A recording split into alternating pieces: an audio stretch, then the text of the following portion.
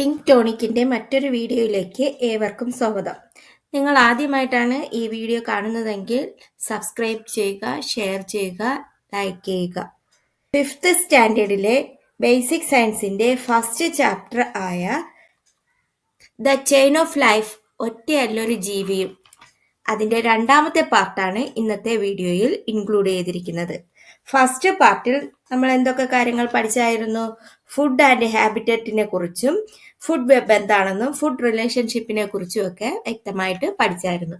ഇന്ന് അതിൻ്റെ ബാക്കി നമുക്ക് നോക്കാം. The habitat. ഹാബിറ്ററ്റ് മീൻസ് എന്താണ്? ആവാസം. എന്താണ് ആവാസ്? ആവാസ് എന്ന് പറഞ്ഞാൽ എന്തോന്നാണ്? ഹാബിറ്ററ്റ് എന്ന് പറഞ്ഞാൽ എന്തോന്നാണ്? The natural surroundings in which an organism lives are called its habitat. എന്താണ് ആവാസം എന്ന് പറഞ്ഞാൽ? എന്താണ്? ജീവികൾക്ക് നിലനിൽപ്പിന് ആവശ്യമായ എല്ലാ ഘടകങ്ങളും അടങ്ങിയ സ്വാഭാവിക ചുറ്റുപാടിനെയാണ് ആവാസം എന്ന് പറയുന്നത്. The natural surroundings in which an organism lives are called its habitat. Okay, ജീവികളുടെ നിലനിൽപ്പിന് ആവശ്യമായ എല്ലാ ഘടകങ്ങളും അടങ്ങിയ സ്വാഭാവികമായ ഒരു ചുറ്റുപാടിനെയാണ് ആവാസം എന്ന് പറയുന്നത്. ഇതൊക്കെ ഇവിടെ ഒരു പിക്ചർ തന്നിട്ടുണ്ട്. A paddy field is an environment that contains all the components necessary for the existence of various organism. അതായത് ഇവിടെ ഒരു പാഡി ഫീൽഡ് കൊടുത്തിട്ടുണ്ട്. നിരവധി ജീവികൾക്ക് നിലനിൽപ്പിന് ആവശ്യമായ എല്ലാ ഘടകങ്ങളും അടങ്ങിയ ഒരു ചുറ്റുപാടാണ് വയൽ എന്ന് പറയുന്നത്. വയലിൽ ഒരുപാട് ജീവജാലങ്ങൾ ജീവിക്കുന്നുണ്ട്. അവയുടെ എല്ലാം കൂടെ ചേർന്ന് വരുന്നതാണ് അതിൻ്റെ ഹാബിറ്ററ്റ് എന്ന് പറയുന്നത്, ആവാസം എന്ന് പറയുന്നത്. ഒരു പാഡി ഫീൽഡിന്റെ കാര്യം പറയുകയാണെങ്കിൽ ഇവിടെ തന്നിരിക്കുന്ന പിക്ചറിലാണെങ്കിൽ എന്താണ് തന്നിരിക്കുന്നത്? Observe the biodiversity garden in your school. സ്കൂളിലെ ഒരു ബയോഡൈവേഴ്സിറ്റി ഗാർഡൻ ആണ് തന്നിരിക്കുന്നത്. അപ്പോൾ ആ ഒരു ഗാർഡൻ എടുത്താൽ തന്നെ അവിടെ ഒത്തിരി ജീവജാലങ്ങളുണ്ട്. അവയ്ക്കെല്ലാം ആ ഒരു ചുറ്റുപാടുമായിട്ട് ഇണങ്ങി കഴിയുന്ന തരത്തിലുള്ള ജീവജാലങ്ങളായിരിക്കും അവിടെ ഉണ്ടാവുന്നത്. അപ്പോൾ അതിന്റെ ആവാസം എന്ന് പറയാം, ഹാബിറ്ററ്റ് എന്ന് പറയാം. ഓക്കെ, അപ്പൊ ഹാബിറ്ററ്റ് എന്താണെന്ന് മനസ്സിലായോ? The natural surroundings in which an organism lives are called its habitat. അടുത്ത് നോക്കാം. The biodiversity garden is an habitat to many creatures which are they. നമ്മളിപ്പോൾ എല്ലാ ജീവജാലങ്ങളും ചേർന്ന് ഒരു വൈവിധ്യമാർന്ന ഒരു ഉദ്യാനം എടുക്കുകയാണെങ്കിൽ അവിടെ എന്തെല്ലാം ജീവജാലങ്ങളുണ്ട്? അതിൽ ഒത്തിരി ജീവജാലങ്ങൾ ഉണ്ട്. ബട്ടർഫ്ലൈ, ഒരു പൂന്തോട്ടം ആകുമ്പോഴത്തേക്ക് അതിൽ ബട്ടർഫ്ലൈ കാണും. പിന്നെ എന്താണ്, അതുപോലെ കുഞ്ഞു കുഞ്ഞു പുഴുക്കൾ കാണും. അങ്ങനെ ഒത്തിരി ജീവജാലങ്ങൾ അതുമായി ബന്ധപ്പെട്ട് ജീവിക്കുന്നവ ഉണ്ട്. What are the favourable conditions for the presence of the various organism found in the biodiversity garden. ഈ ജീവികളുടെ നിലനിൽപ്പിന് അനുകൂലമായ എന്തെല്ലാം സാഹചര്യങ്ങളാണ് ജൈവ വൈവിധ്യ ഉദ്യാനത്തിൽ ഉണ്ടാകുക? അത് നമ്മൾ നിരീക്ഷിച്ചൊന്ന് എഴുതാനാണ് പറഞ്ഞിരിക്കുന്നത്. Present a role play in your class involving living and non-living things in a biodiversity garden. ഒരു ബയോഡൈവേഴ്സിറ്റി ഗാർഡൻ എടുത്താൽ അതല്ല ഏത് ഹാബിറ്ററ്റ് എടുത്താലും അതിനകത്ത് നോൺ ലിവിങ് തിങ്സും ലിവിങ് തിങ്സും ഉണ്ടാവും. ലിവിങ് തിങ്സും ഉണ്ടാവും, നോൺ ലിവിങ് തിങ്സും ഉണ്ടാവും. ജൈവ വൈവിധ്യ ഉദ്യാനത്തിൽ ജീവനുള്ള ഘടകങ്ങളെയും ജീവനില്ലാത്ത ഘടകങ്ങളെയും നമുക്ക് കാണാൻ പറ്റും. ഇതെല്ലാം കൂടെ ചേർന്ന് വരുമ്പോഴത്തേക്കാണ് അതിന്റെ ഹാബിറ്ററ്റ് എന്ന് പറയുന്നത്. Living things can exist only by depending on non living things. ഈ ലിവിങ് തിങ്സിനെ എന്തോന്നാണ്? നോൺ ലിവിങ് തിങ്സിനെ ഡിപ്പെൻഡ് ചെയ്ത് തന്നെ ജീവിക്കാൻ പറ്റുള്ളൂ. ജീവനുള്ള ഘടകങ്ങൾക്ക് ജീവനില്ലാത്ത ഘടകങ്ങളെ ആശ്രയിച്ച് നിലനിൽക്കാൻ കഴിയുകയുള്ളൂ, അല്ലേ? അത് നിങ്ങൾ അതിനോട് യോജിക്കുന്നുണ്ട് ഇല്ലേ? ഇപ്പൊ ഒരു കുളം എടുത്താൽ തന്നെയും അതിനകത്ത് എന്തോരം കല്ല് അങ്ങനെയൊക്കെയുള്ള സംഭവങ്ങളെല്ലാം ഉണ്ട്. വെള്ളം, അപ്പം ഫിഷിന് ജീവിക്കണമെങ്കിൽ എന്തോന്നാണ്? വെള്ളം ഉണ്ടെങ്കിൽ മാത്രമേ ഫിഷിന് ജീവിക്കാൻ പറ്റുള്ളൂ. അപ്പൊ ജീവനുള്ളവയ്ക്ക് ജീവനില്ലാത്തവയെ ആശ്രയിച്ച് ജീവിക്കാൻ കഴിയുകയുള്ളൂ. ഓക്കെ, നോക്ക്. Every living thing has a suitable habitat. Discuss with your friends. Can you suggest a suitable definition for habitat? Observe your surroundings and find out types of habitat. അപ്പോൾ ഓരോ ജീവിക്ക് അനുയോജ്യമായ ആവാസമുണ്ട്. കൂട്ടുകാരുമായി ചർച്ച ചെയ്ത് ആവാസം എന്നതിനൊരു നിർവചനം രൂപീകരിക്കാനാണ്. ആവാസം എന്താണെന്ന് നമ്മൾ പറഞ്ഞായിരുന്നു അല്ലെ? എന്താണ് ആവാസം എന്ന് പറഞ്ഞാൽ എന്തോന്നാണ്? ഹാബിറ്ററ്റ് എന്ന് പറഞ്ഞാൽ എന്തോന്നാണ്? The natural surroundings in which an organism lives are called its habitat. എന്താണ് ആവാസം എന്ന് പറഞ്ഞാൽ? ജീവികൾക്ക് നിലനിൽപ്പിന് ആവശ്യമായ എല്ലാ ഘടകങ്ങളും അടങ്ങിയ സ്വാഭാവികമായ ചുറ്റുപാടിനെയാണ് അതിന്റെ ആവാസം എന്ന് വിളിക്കുന്നത്. ഓക്കെ, ഇവിടെ കുറെ തന്നിട്ടുണ്ട്. ഓരോ ജീവിക്കും അനുയോജ്യമായ ആവാസമുണ്ട്. അത് ഏതൊക്കെയാണെന്ന് ചർച്ച ചെയ്ത് എഴുതാനാണ് പറഞ്ഞിരിക്കുന്നത്. നമ്മുടെ ചുറ്റുപാട് നിരീക്ഷിച്ചിട്ട് ഇതുപോലെ ഏതൊക്കെ ഹാബിറ്ററ്റ് ഏതൊക്കെ ഉണ്ടെന്നുള്ളത് എഴുതാനാണ് പറഞ്ഞിരിക്കുന്നത്. നമുക്കറിയാം പാഡി ഫീൽഡ്, ഡെസർട്ടും ഒക്കെ ഇതിൽ തന്നിട്ടുണ്ട്. പിന്നെ പോണ്ട് എടുത്താൽ അതിൽ ഒത്തിരി ജീവജാലങ്ങളുണ്ട്. ജീവനുള്ളവയും ലിവിങ് തിങ്സും നോൺ ലിവിങ് തിങ്സും ഉണ്ട്. സ്കേഡ് ഗ്രൂവ്സ്, കാവുകൾ എടുത്താൽ അതിലും ഒരുപാട് ജീവജാലങ്ങൾ ജീവിക്കുന്നുണ്ട്. സ്ട്രീംസ്, പുഴകൾ എടുത്താൽ reverse, lakes, grass land, desert, mangroves, polar region, oceans, ഇതെല്ലാം എന്തോന്നിനാണ്? എക്സാമ്പിൾസ് ആണ്. ഹാബിറ്ററ്റ്സിന് എക്സാമ്പിൾസ് ആണ്, ആവാസങ്ങൾക്ക് ഉദാഹരണമാണ്. ഏതൊക്കെ? വയൽ, കുളം, കാവുകൾ, തോടുകൾ, പുഴകൾ, കായൽ, പുൽമേടുകൾ, മരുഭൂമികൾ, കണ്ടൽക്കാടുകൾ, ധ്രുവപ്രദേശം, സമുദ്രങ്ങൾ, ഇവയെല്ലാം ഹാബിറ്ററ്റിന് എക്സാമ്പിൾ ആണ്. ഓക്കെ, ക്ലിയർ ആയോ? അങ്ങനെയെങ്കിൽ നമുക്ക് അടുത്ത് നോക്കാം. ഫുഡ് കാർഡ് തയ്യാറാക്കിയിരിക്കുകയാണ് ഓരോ ജീവജാലങ്ങളെയും വച്ചിട്ട്. ഇതിൽ ഫസ്റ്റ് ആരെ? ക്രോയാണ്. രണ്ടാമത് ആരെ തന്നിട്ടുണ്ട്? ഗോട്ടിനെ തന്നിട്ടുണ്ട്. തന്നിരിക്കുന്നത് നോക്ക്. ക്രിയേച്ചറിന്റെ പേര് ക്രോ. അവയുടെ food small creatures, fruits, grains, food waste, remains of dead organisms. Got എടുത്താൽ എന്താണ്? ഫുഡ് എന്തൊക്കെയാണ്? Grass, leaves, grains. ഇപ്പൊ ജീവിയുടെ പേര് കാക്ക. കാക്ക എന്തൊക്കെ കഴിക്കുന്നുണ്ട്? ചെറുജീവികൾ, പഴങ്ങൾ, ധാന്യങ്ങൾ, ഭക്ഷണാവശിഷ്ടങ്ങൾ, മൃതാവശിഷ്ടങ്ങൾ. ഇവിടെ ആട്, ആഹാരം എന്ന് പറയുന്ന പുല്ല്, ഇലകൾ, ധാന്യങ്ങൾ. ഇതുപോലെ നിങ്ങളടുത്ത് വേറെ ജീവികളുടെ ആഹാര കാർഡ് തയ്യാറാക്കാൻ പറഞ്ഞതാണ്. അത് നമുക്ക് തനിയെ എഴുതാവുന്നതേ ഉള്ളൂ. ക്രീച്ചേഴ്സിന് എഴുതുക, അതിന്റെ പേര് എഴുതുക. ഇപ്പൊ കൗ ആണെങ്കിൽ കൗ എന്ന് എഴുതുക. അതിന്റെ ഫുഡ് എങ്കിൽ എന്തോന്ന് എഴുതാം? ഗ്രാസ്, പിന്നെന്തോ ഗ്രെയിൻസ്, അതൊക്കെ കൗല് എഴുതാം. അങ്ങനെ നിങ്ങൾക്ക് ഇഷ്ടമുള്ള, ഇപ്പൊ ഡോഗ് എടുത്താൽ ഡോഗ്, ക്യാറ്റ് എടുത്താൽ എന്തൊക്കെയാണ് അതിന്റെ ഫുഡ് എന്നുള്ളത് ഇതേപോലെ തയ്യാറാക്കാനാണ് പറഞ്ഞിരിക്കുന്നത്. ഓക്കെ, അടുത്ത നോക്കാം. What happens if the numbers go up or down?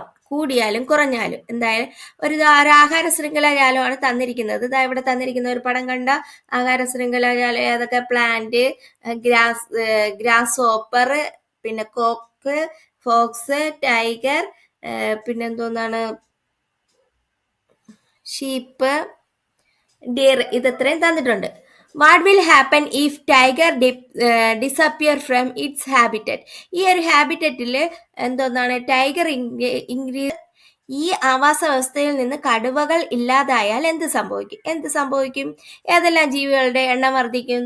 ഇതിന്റെയൊക്കെ എണ്ണം വർദ്ധിക്കും. ഈ ഫോക്സിന്റെ എണ്ണം വർദ്ധിക്കും, ഡിയറിന്റെ, കാട്ടുപോത്തിന്റെ ഒക്കെ എണ്ണം വർദ്ധിക്കും. Tigers are the top of the food chain, so the disappearance of tiger can lead to the overpopulation of animals such as deer and fox. ഡിയറിന്റെ ഫോക്സിന്റെയും പോപ്പുലേഷൻ വർദ്ധിക്കും. ഇപ്പൊ മാനുകളുടെ ഇതിപ്പോ കടുവ ഇല്ലാതായാൽ എന്ത് സംഭവിക്കും? ഭക്ഷണ ശൃംഖലയിൽ ഏറ്റവും മുകളിലായിട്ടാണ് കടുവ കാണുന്നത്. കടുവകൾ ഇല്ലാതായാൽ കടുവകളുടെ ഭക്ഷണമായ മാൻ, കുറുക്കൻ, കാട്ടുപോത്ത് എന്നിവയുടെ എണ്ണം വർദ്ധിക്കും. ഇനി നേരെ തിരിച്ചാണെങ്കിലോ? What happens if the deer population increase? Deer population increase ചെയ്താൽ എന്ത് സംഭവിക്കും? ഡിയർ കൂടുതലായിട്ട് വരുമ്പോഴത്തേക്ക് അത് ഈ ആവാസ വ്യവസ്ഥയെ തന്നെ ബാധിക്കും, അല്ലേ? അപ്പോൾ നമ്മളുടെ ഈ ഹാബിറ്ററ്റ് കറക്റ്റ് ചെയ്ത് നിലനിർത്തി പോകുന്നത് ഈ ഒരു ആഹാര ശൃംഖലാജാലമാണ്. എന്തോന്നാണ്? ഫുഡ് വെബാണ് ഇത് കറക്റ്റ് ചെയ്ത് കൊണ്ട് പോകുന്നത്. ഓക്കെ, അടുത്ത് നോക്കാം. Why tiger conservation? എന്തുകൊണ്ട് കടുവ സംരക്ഷണം? കടുവയെ സംരക്ഷണം നമ്മളിപ്പോൾ കേട്ടിട്ടുണ്ട്. കടുവയെ കൊല്ലാൻ പാടില്ല, അങ്ങനെയൊക്കെയുള്ള കാര്യങ്ങൾ കേട്ടിട്ടുണ്ട്. അവയെ സംരക്ഷിക്കുന്നുണ്ട്. എന്തുകൊണ്ടാണ്? The tiger is one among the highest link of the food web. Organism in each link play a key role in maintaining healthy numbers of herbivores and carnivores in an ecosystem. If some organism in the lowest links of the food web disappear, they may be replaced by other organisms that perform the same functions. അതായത് ഭക്ഷണ ശൃംഖലയിലെ ഏറ്റവും ഉയർന്ന കണ്ണിയിൽപ്പെട്ട ജീവിയാണ് കടുവ എന്ന് പറയുന്നത്. ഒരു ആവാസ വ്യവസ്ഥയിൽ സസ്യാഹാരികളുടെയും മാംസാഹാരികളുടെയും എണ്ണം ആരോഗ്യകരമായി നിലനിർത്തുന്നതിൽ ഓരോ കണ്ണിയിലെയും ജീവികൾക്ക് പങ്കുണ്ട്. ആഹാര ശൃംഖലയിലെ താഴെ കണ്ണിയിലുള്ള ചില ജീവിവർഗങ്ങൾ നശിച്ചാൽ അവയ്ക്ക് പകരം അതേ ധർമ്മം ചെയ്യുന്ന മറ്റ് ജീവികൾ ഉണ്ടായെന്ന് വരാം. കടുവയെപ്പോലുള്ള ജീവികൾ ഇല്ലാതായാൽ പകരം ആ ധർമ്മം നിർവഹിക്കാൻ മറ്റ് ജീവികൾ അധികം ഇല്ല. If there is no other creatures like the tiger, there are no one of the perform its functions. Therefore, conservation of high-ranking organisms like the tiger is a priority. By conserving tigers, a large habitat is being conserved. അപ്പോൾ എന്തോന്നാണ് അതുകൊണ്ടാണ് കടുവയെ സംരക്ഷിക്കുന്നത് വഴി വലിയൊരു ആവാസ വ്യവസ്ഥ മുഴുവനായി സംരക്ഷിക്കപ്പെടുകയാണ് ചെയ്യുന്നത്. ഇപ്പം ഈ കടുവ എന്ന് പറയുന്നത് ഏറ്റവും ലാസ്റ്റ് വരുന്ന കണ്ണിയിൽ വരുന്ന ഒരു ജീവിയാണ്. അപ്പൊ അതിന് മുന്നുള്ള ജീവജാലങ്ങൾ എന്ന് പറഞ്ഞാൽ ഒന്ന് പോയാൽ വേറൊന്ന് നിലനിർത്താനായിട്ട് ഉണ്ട്. എന്നാൽ കടുവ പോലെ ഉള്ള ഈ ഫുഡ് വെബില് ഹയസ്റ്റ് ലിങ്കിൽ വരുന്ന ഈ കടുവ അതുപോലെയുള്ള ജീവജാലങ്ങൾ എന്ന് പറയുന്നത് വളരെ കുറവാണ്. അപ്പൊ അവയെ സംരക്ഷിച്ചേ മതിയാവും. അവ സംരക്ഷിച്ചാൽ മാത്രമേ ആവാസ വ്യവസ്ഥ മുഴുവനായി സംരക്ഷിക്കപ്പെടാൻ നമുക്ക് കഴിയുകയുള്ളൂ. ഓക്കെ, നോക്കാം. ദ ഇൻവേഡേഴ്സ്, അധിനിവേശക്കാർ. നോക്ക്, the African hat fish is a fish found in the African continent. They grow and multiply very quickly. They are found invasive fish in some water bodies of they are found as an invasive fish in some water bodies of Kerala. The African hatfish feeds on native fish in the water bodies. The organisms that feed on the African hatfish are not found in our water bodies. What will happen to the habitat of the African catfish reaches into A local pond? എന്താണ്? African ഭൂഖണ്ഡത്തിൽ മാത്രം കാണപ്പെടുന്ന മത്സ്യമാണ് African catfish, African മുഷി എന്ന് പറയും. ഇവ വളരെ പെട്ടെന്ന് വളർന്ന് പെരുകുന്നു. കേരളത്തിലെ ചില ജലാശയങ്ങളിൽ അധിനിവേശ മത്സ്യമായി ഇവ കാണപ്പെടുന്നു. അപ്പൊ എന്തോന്ന് സംഭവിക്കും? ജലാശയത്തിലെ നാടൻ മത്സ്യങ്ങളെയെല്ലാം ആഫ്രിക്കൻ മുഷി ആഹാരമാക്കും, ആഫ്രിക്കൻ കാറ്റ്ഫിഷ് ആഹാരമാക്കും. അപ്പൊ ഇവയെ ആഹാരമാക്കുന്ന ജീവികൾ നമ്മുടെ ജലാശയങ്ങളിൽ കാണപ്പെടുന്നില്ല. അങ്ങനെ വരുമ്പോൾ എന്തോന്ന് സംഭവിക്കും? നമ്മുടെ നാട്ടിലെ കുളത്തിലുള്ള നാടൻ മത്സ്യങ്ങളെല്ലാം വംശനാശം തന്നെ നഷ്ടപ്പെട്ടു പോകും. അപ്പൊ എന്തു സംഭവിക്കും? ആ ആവാസ വ്യവസ്ഥയ്ക്ക് മൊത്തത്തില് തകിടം. ജന്തുക്കളും സസ്യങ്ങളും ഉണ്ടോ എന്ന് കണ്ടെത്താനാണ് പറഞ്ഞിരിക്കുന്നത്. Okay, what will happen? Habitat of an African catfish reaches into a local pond. നമ്മുടെ നാട്ടിലെ കുളത്തിലേക്ക് ആഫ്രിക്കൻ മുൻഷി എത്തിയാൽ ആവാസത്തിന് എന്ത് സംഭവിക്കും? The African catfish is a fish found in the African continent. They grow and multiply very quickly. എന്ത് സംഭവിക്കും? African ഭൂഖണ്ഡത്തിൽ നിന്ന് കാണുന്ന വളരെ പെട്ടെന്ന് പെരുകുന്നതുമായ ഈ മത്സ്യമാണ് ആഫ്രിക്കൻ മുൻഷി എന്ന് പറയുന്നത്. അത് ജലാശയത്തിൽ എത്തിയാൽ എന്തോന്ന്? അത് പെരുകും.